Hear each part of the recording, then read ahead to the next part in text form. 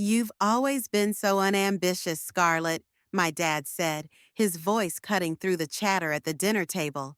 Not everyone is cut out for the big leagues, and that's fine, but leave the real work to people like your brother.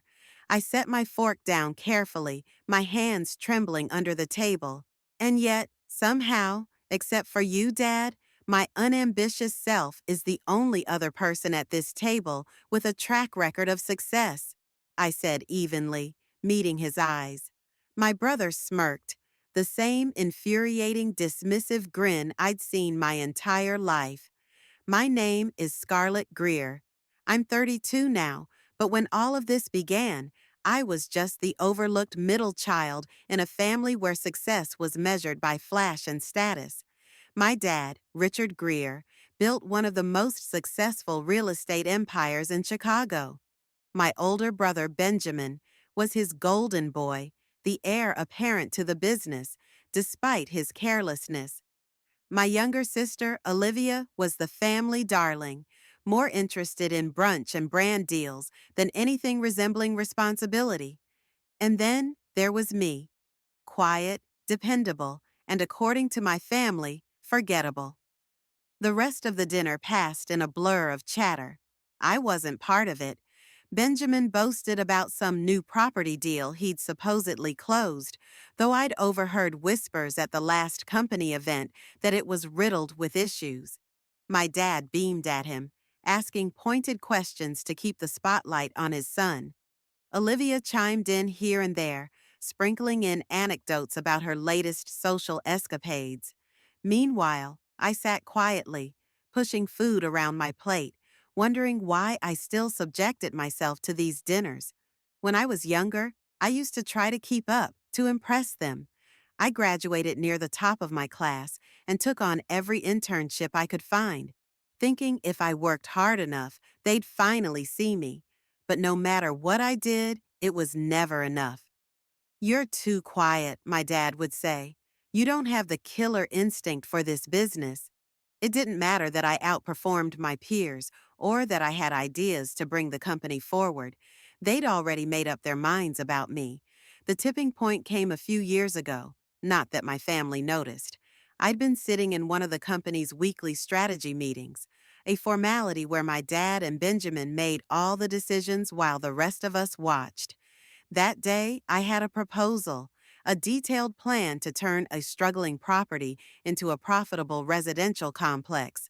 I'd spent weeks researching, running the numbers, and crafting a pitch I thought even my dad couldn't ignore. When it was finally my turn to speak, I barely got 2 sentences in before Benjamin interrupted. "That location's a lost cause," he said dismissively. "We've already sunk too much into it. Let's move on." "I've actually found a way," I started, but my dad cut me off with a wave of his hand. "If Benjamin says it's not worth it, then it's not worth it. Next item." I remember sitting there, my face burning, my carefully crafted plan forgotten as they moved on, like I wasn't even in the room. That night, I made a decision. If they didn't want to listen to me in their company, I'd build my own. I didn't quit the family company outright. That would have drawn too much attention. Instead, I started small, working on my own projects quietly in the background. A rundown duplex on the outskirts of town became my first investment. It was all I could afford with the little I'd saved, but I saw the potential no one else did. I spent weekends painting walls, replacing fixtures, and learning the ins and outs of property management. When I sold it a year later, the profit was modest, but it was mine, and that was just the beginning. Over the next few years, I scouted undervalued properties across Chicago, partnering with Sophia Tran, a savvy real estate investor I'd met through a mutual friend. Sophia was everything I needed in a business partner: smart, experienced, and just as determined to prove people wrong. Together, we built something remarkable, one property at a time. By the time I was 30, my portfolio was thriving. What started as a side hustle had grown into a legitimate business. with properties spanning residential complexes, boutique office spaces, and even a few prime retail locations. Sophia and I ran everything under a company name no one in my family would recognize, TR and Partners. I wasn't just building wealth, I was building a reputation, quietly, steadily. I had become one of my father's fiercest competitors. The irony? My family had no idea. While they were busy managing their sprawling, mismanaged empire, I was buying up properties they'd written off as unprofitable and turning them into successes. Each deal felt like a private victory, a small step toward proving to myself that I was more than the shadow they'd cast me in. One evening, as I sat poring over financial reports, Sophia walked in holding 2 cups of coffee. "You've been at it all day," she said, placing one cup in front of me. "Take a break, Scarlett. Even machines need to recharge." I smiled, taking a sip. I can't help it. Every time I see how well the numbers are trending, I think about the next move. There's this office building near the loop I've been eyeing. Sophia raised an eyebrow as she settled into the chair across from me. "Let me guess, it's undervalued, ignored by every major player, but you've already figured out how to turn it into a gold mine?" "Pretty much," I admitted with a grin. "It's exactly the kind of property my dad and Benjamin would laugh off, which makes it perfect." Sophia leaned forward, resting her elbows on the desk. "Speaking of them, don't you think it's only a matter of time before they figure out who's behind TR and Partners?" "Maybe," I said, shrugging. "But by the time they do, it won't matter. We're not just surviving, we're thriving." And besides, I hesitated, swirling the coffee in my cup. Part of me doesn't even care if they find out anymore. They've already dismissed me my whole life. I've learned to live without their approval. Sophia tilted her head, studying me. "You're not doing this for their approval, Scarlett. You're doing it for you. And if they ever do figure it out, well, let's just say I wouldn't mind being a fly on the wall when that happens." I chuckled, feeling the weight of her words settle over me. "You're right," I said. "I'm doing this for me, and whether they find out or not, it doesn't change the fact that we've built something incredible." Sophia raised her coffee cup in a mock toast. "To building something incredible." I clinked my cup against hers, a renewed sense of determination burning in my chest. To building something incredible. At every family gathering, my dad and Benjamin never missed an opportunity to remind me of my so-called uselessness. "Scarlett, when's the last time you even stepped foot in the office?" my dad would sneer, shaking his head as if my very presence was an insult. "You know, for someone with shares in the company, you sure do a great job of making yourself invisible." Benjamin, always eager to pile on, would chuckle and add, "Not that anyone notices, of course. It's not like the company's missing out on your valuable contributions." They thought they were clever, mocking me for stepping back, unaware of the real reason I distanced myself. I had stopped going to the office regularly the moment I started working with Sophia. At first, it was because I needed the time to focus on our projects. Later, it became a matter of self-preservation. Every visit was a reminder that in their eyes, I was an afterthought, someone who didn't matter enough to be included or even taken seriously. I showed up only when absolutely necessary, attending shareholder meetings out of obligation and slipping out as soon as I could. To them, my absence was just more proof of my irrelevance. To me, it was a chance to build something far greater than they could ever imagine. From the beginning, Sophia had been the face of Tran and Partners. It was a strategic decision we made together.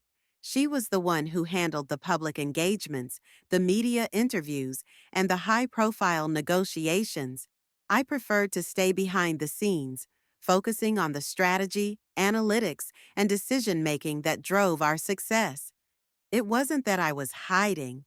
I just knew my strengths, and Sophia's confidence and charisma were unmatched when it came to dealing with people. It worked perfectly. To the outside world, Tran and Partners was Sophia's brainchild, a fast-growing real estate firm led by a savvy, ambitious woman with a sharp eye for undervalued properties.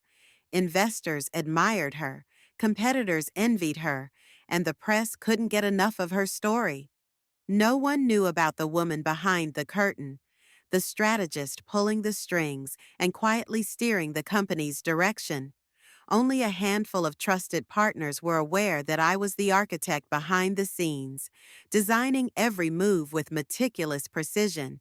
This anonymity was by design. It gave me the freedom to operate without scrutiny, especially from my family.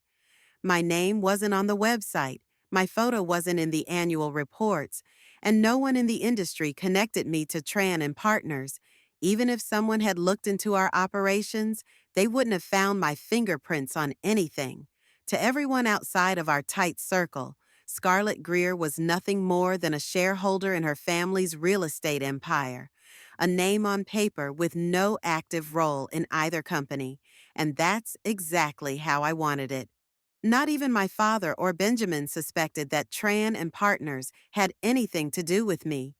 To them, it was just another small competitor nipping at the edges of the market. They'd never think to look closer, never imagined that the company slowly outpacing them in certain areas was led by someone they dismissed as irrelevant. The irony wasn't just satisfying, it was my greatest weapon. But I knew this balance couldn't last forever.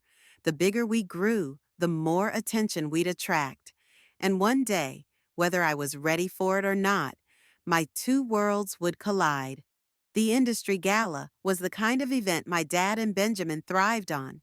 It was all about networking, rubbing shoulders with the who's who of real estate, and reminding everyone why Greer Enterprises was considered a powerhouse. I wasn't planning on going. It wasn't really my scene, but Sophia insisted. "Come on, Scarlett," she said as she tossed an elegant black dress onto my couch. "You've earned a night to celebrate.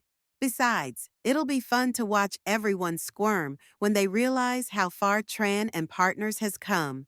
I reluctantly agreed, knowing my presence would likely go unnoticed. My dad and Benjamin were sure to be there, but they'd written me off so thoroughly that I'd be just another face in the crowd, and I was fine with that. At least that's what I told myself. The ballroom was breathtaking, the kind of opulence that screamed old money. Chandeliers sparkled overhead. Waiters weaved through the crowd with trays of champagne, and the city's most powerful figures gathered in clusters, exchanging polite laughter and business cards. As soon as I spotted my dad and Benjamin, I knew the night was about to become an exercise in patience. "Well, well," Benjamin said, smirking as I approached their table. "Look who decided to show up. You know, Scarlett, these events are usually for people who actually contribute to the industry." "Be nice," my dad muttered, though his tone wasn't much kinder. He barely glanced at me as he adjusted his tie. "Just try not to embarrass us." I swallowed the retort bubbling in my throat and found a seat at a table near the back, where Sophia and a few of our closest colleagues were waiting. My dad and brother couldn't see me from there. "How's it going over there?" Sophia whispered, nodding toward my family. "Exactly as expected," I replied. "Let's just get through tonight." As the evening progressed, award after award was handed out, and Greer Enterprises didn't take home a single one. My dad's expression grew darker with every passing announcement, and Benjamin's usual bravado dimmed. I could see the frustration building between them, but I stayed out of it, content to watch from the sidelines. Then it happened, the final award of the night. The host announced, "The award goes to the firm that has shown unparalleled innovation and excellence in the real estate sector. This year's winner is Tran and Partners." My heart skipped a beat as applause erupted around the room. Sophia rose from her seat beaming as she made her way to the stage. My dad and Benjamin exchanged confused glances. clearly wondering how a smaller firm like Tran and Partners had managed to overshadow them. Sophia accepted the award gracefully, her poise and charisma commanding the room as she took the microphone. "Thank you," she began, her voice warm and steady.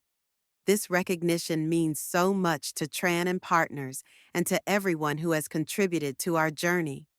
When we started this company, we had a vision to find value where others saw none, to innovate where others played it safe, and to build not just properties, but opportunities. And tonight, being here among so many talented people, this award feels like validation of that vision." Applause rippled through the crowd, polite and appreciative, but Sophia wasn't finished. She adjusted the microphone and took a small step forward, her expression softening into something more personal as she continued. "This moment isn't just about me or even our team as a whole. It's about someone who has worked tirelessly behind the scenes, someone whose brilliance and determination have been the driving force behind Tran and Partners. I'm standing here tonight because of her, her vision, her strategic mind, and her unwavering commitment to excellence." I froze in my seat, my stomach tightening. Sophia's eyes swept across the room before landing on me, a small, knowing smile on her lips. "Many of you may not know her name, but that's because she prefers it that way. She's not one for the spotlight, but without her, Tran and Partners wouldn't be the company it is today. The brain behind every deal we've closed, every risk we've taken, and every success we've earned. Earned is my partner and closest confidant, Scarlett Greer." The room fell into stunned silence, and then the murmurs began. Heads turned in my direction, whispers growing louder as recognition spread like wildfire. My dad and Benjamin sat frozen at their table, their expressions a mix of confusion, disbelief, and something I couldn't quite place. Humiliation, perhaps. My dad's jaw tightened, while Benjamin's smirk was wiped clean off his face. Sophia wasn't done. "Scarlett's the kind of leader who doesn't need to shout to be heard," she continued. "She lets her work speak for itself. She's the one who sees possibilities where others see failure, who takes risks others are too afraid to take, and who fights for what she believes in, no matter how many doubters she faces. Her brilliance has not only transformed this company, but has set a new standard for what real estate innovation looks like. And I think it's time the world knows it." Her words hit me like a wave, each one breaking down the walls I'd built to protect myself from the doubt and dismissal I'd endured for years. The murmurs in the room grew louder, but so did the applause. My colleagues at the Tran and Partners table were on their feet, clapping and cheering. Sophia turned toward me, her hand outstretched. "Scarlett, come join me. This moment is yours as much as it is mine." For a moment, I couldn't move. My heart pounded in my chest, and my legs felt like they were made of lead. Then I saw Sophia's encouraging smile, the warmth in her eyes, and the applause of the room began to register. Slowly, I stood, my knees shaky but my resolve strengthening with every step I took toward the stage. As I climbed the stairs and stepped into the spotlight, I could feel every pair of eyes on me, my father's, my brother's, and the room full of industry leaders who had no idea I'd been shaping this industry from the shadows. I reached Sophia's side, and she handed me the award, her hand resting on my shoulder as she leaned into the microphone one last time. "This is Scarlett Greer," Sophia said, her voice filled with pride. "And if you haven't heard of her yet, trust me, you will." Standing there on stage with the weight of the award in my hands and the applause thundering around me, I felt something I hadn't experienced in years, a sense of validation, not from the crowd, but from myself. My eyes scanned the room briefly, landing on my father and Benjamin. Their stunned expressions were priceless, a mix of shock, disbelief, and a flicker of something that might have been respect. Sophia leaned toward me, her voice low and steady. Say something, she whispered, her hand giving my shoulder a reassuring squeeze. I stepped up to the microphone, my heart pounding. I wasn't one for speeches, but this wasn't about grandeur. It was about being seen. I took a deep breath and spoke. Thank you, I began, my voice clear despite the lump in my throat. This is unexpected but deeply meaningful. When Sophia and I started Tran and Partners, we knew we were taking a chance on properties others dismissed, on ideas others ignored, and on ourselves. Tonight is proof that those risks were worth it. The crowd clapped politely, but I wasn't done. To everyone who believed in us, thank you. And to those who didn't, I allowed myself a small smile. Thank you for underestimating us. It gave us the fuel to succeed. The laughter and applause that followed buoyed me, but my focus was elsewhere, on my father's expression, which had shifted from stunned to something unreadable, and Benjamin, whose jaw was clenched so tightly I thought he might crack a tooth. I stepped back from the microphone, Sophia beaming beside me, as the applause finally died down and we exited the stage. She turned to me.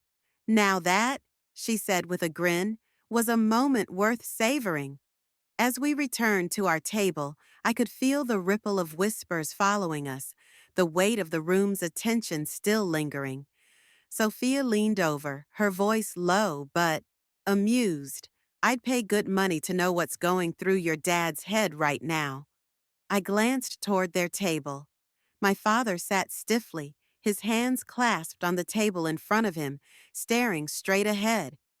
Benjamin looked like he was ready to explode. His face flushed as he whispered something heated to my dad. Olivia, ever the oblivious one, sipped her wine, her eyes darting between the two of them as if trying to gauge whether the tension was worth interrupting her evening. They'll come around, Sophia said as if reading my thoughts. Maybe not tonight, maybe not ever in the way you deserve, but they'll have no choice but to recognize what you've built. Maybe, I replied, though I wasn't sure I cared anymore. For once, their acknowledgement wasn't the goal. It was the byproduct of proving to myself that I could thrive without their approval. As the event wound down, I couldn't avoid them any longer. My dad approached our table, Benjamin trailing a few steps behind. Sophia, ever poised, stood as he arrived, extending her hand with a gracious smile. Mr. Greer, she said warmly, it's an honor to meet you. He shook her hand stiffly, his usual confidence absent. Likewise, he replied, his voice strained. His eyes flicked to me, a mixture of pride and discomfort flickering in his expression. Scarlett, we need to talk. Benjamin snorted, crossing his arms. Talk? What's there to talk about? You've clearly been busy undermining the family business behind our backs. Sophia's smile didn't waver, but her tone hardened just enough to send a chill through the air. Undermining? I'd say Scarlett's been doing what you should have been doing, innovating and succeeding. But I suppose we can leave that discussion for another time. Benjamin's face turned a deeper shade of red, but my dad held up a hand to silence him. Enough, he said sharply. He turned back to me. Scarlett, can we step outside for a moment? Just the two of us? I followed my dad out onto the terrace, the cool night air a welcome relief from the intensity of the ballroom. The city lights stretched out before us, glittering against the dark sky. He stood silently for a moment, his hands resting on the railing, his shoulders unusually tense. Finally, he spoke. I didn't know, he said quietly, his voice heavy with something I couldn't quite place. Regret, maybe. I had no idea you were capable of all this. I crossed my arms, leaning against the railing beside him. That's because you never cared to find out, I replied, my tone even but firm. You and Benjamin were so busy dismissing me that you didn't bother to see what I was doing. You wrote me off without a second thought. He sighed, his gaze fixed on the skyline. I thought I was protecting you. Protecting me from what? I asked, unable to hide the frustration in my voice. From proving you wrong. From showing you that I could do more than you ever gave me credit for. He turned to face me, his expression earnest for the first time in years. I was wrong, he said simply. I see that now.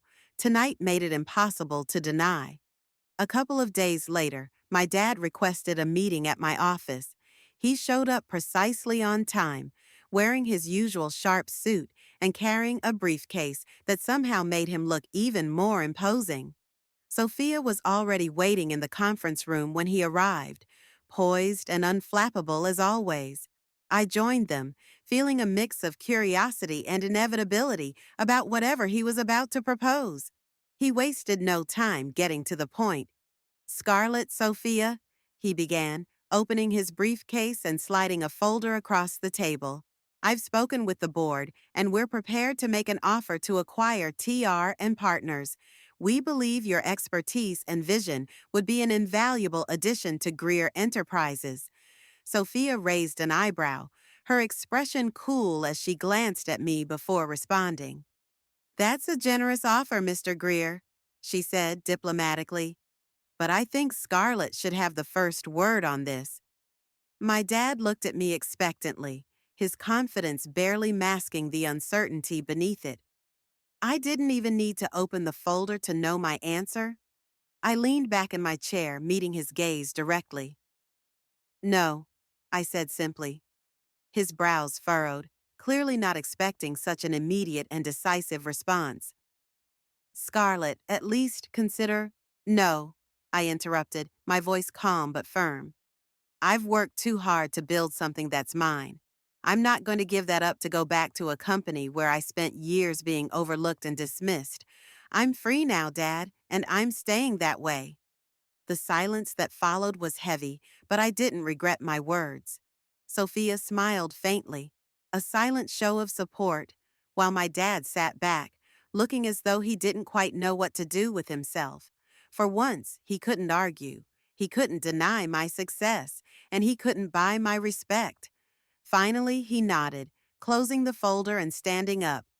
I underestimated you, Scarlett, he said, his voice quieter than I'd ever heard it.